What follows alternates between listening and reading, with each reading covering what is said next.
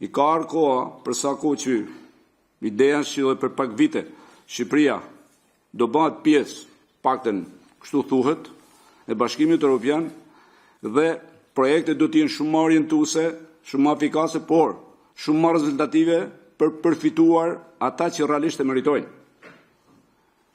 U diskutua shumë herë, përmeni edhe Xhelali disa herë për i partreshin. Nuk kam se i rikthehem sa gjaje për sa kohë që nuk u përket ju.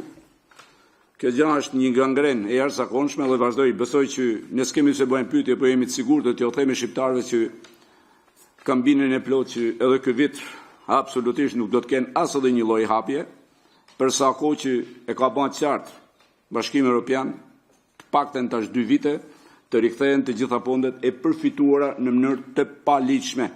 Dhe në mënyrë që ne i dim gjithë kush ka përfituar, si ka përfituar. Absolutisht një heshtje totale, një veprim që as kërkush nuk e merr përsipër dhe nuk vetëm ndigjojnë edhe në mënyrën më kategorike nuk thot dikush ku janë çu këto fonde.